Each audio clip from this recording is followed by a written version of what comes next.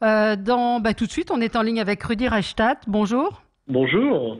Directeur du site Conspiracy Watch, vous avez publié L'opium des imbéciles, la critique du complotisme est un sport de combat.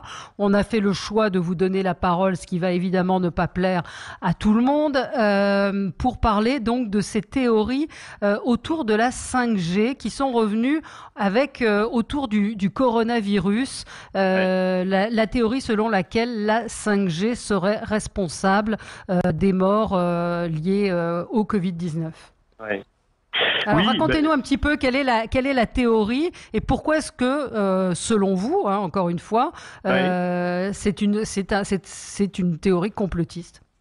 Mais si vous voulez, d'abord il faut rappeler ce qu'est la 5G. La 5G, c'est un réseau mobile qui promet un débit Internet 10 fois plus rapide, plus performant que celui que nous avons actuellement, la 4G. Bon, ça permettrait en tout cas à toutes sortes d'objets connectés, vous savez, les tablettes, les ordinateurs portables, les casques de réalité augmentée, réalité virtuelle, etc., de prendre une place plus grande dans nos vies, etc.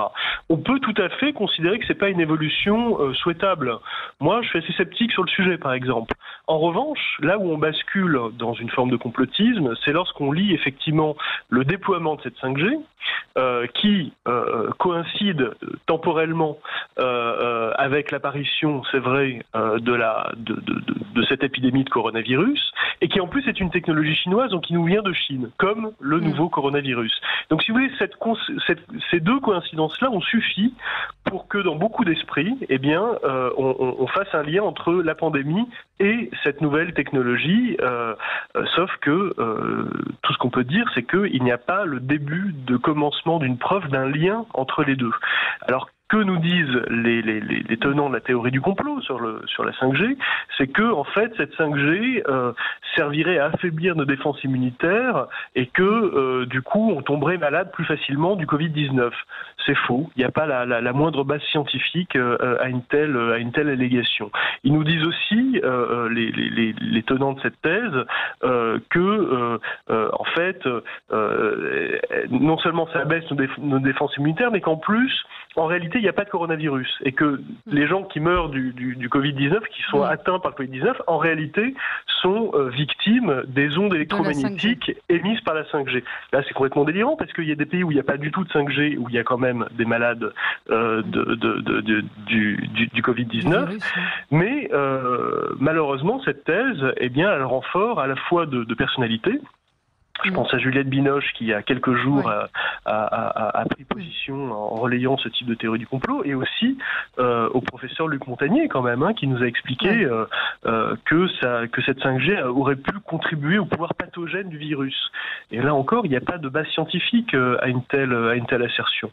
Mais voilà. Est-ce qu'il y a eu des études de fait sur le sujet, sur le lien entre 5G et défense immunitaire ? Si vous voulez, il n'y a pas d'études qui montrent qu'il y a le moindre lien. C'est plutôt dans ce sens-là qu'il faut le... jusqu'à preuve du contraire, il n'y a pas de lien. Et en fait, les scientifiques nous disent qu'il n'y a aucune raison qu'il y ait un lien, parce que les ondes électromagnétiques, jusqu'à preuve du contraire, elles n'ont pas d'incidence sur la santé. Alors il y a des gens qui y croient, des gens qui pensent que... qui se disent électrosensibles. Ils pensent que les antennes relais, etc., les rendent malades, notamment. Sauf que, encore une fois, scientifiquement, jusqu'à aujourd'hui, il n'y a pas de preuve de cela, d'une telle corrélation. Donc voilà, on est condamné à poursuivre les recherches sur le sujet, mais en tout cas, on ne peut pas affirmer qu'il y a un lien sur la santé, un impact négatif sur la santé. D'où c'est venu, d'où est-ce que c'est parti? Est-ce que vous avez pu retracer le départ de ce lien entre 5G et Covid? Nous, on a observé très rapidement, c'est-à-dire que dès qu'on a commencé à parler de cette nouvelle épidémie, c'est-à-dire à la fin du mois de janvier 2020, on a eu immédiatement le lien qui a été fait, du fait de cette coïncidence à la fois temporelle et géographique dont je parlais tout à l'heure. Mais il faut bien avoir à l'esprit que donc les conspirationnistes les plus endurcis, je pense aux théoriciens du complot professionnel, des gens comme David Icke en Grande-Bretagne, par exemple, qui est quelqu'un qui nous explique qu'on est gouverné par des reptiliens extraterrestres humanoïdes, lui a été un des premiers à parler de ça, par exemple, avec des contenus extrêmement viraux.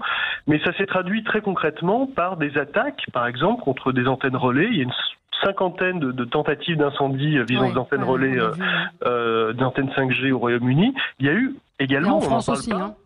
En France aussi, alors que le réseau n'est pas actif en France. Hein. Oui.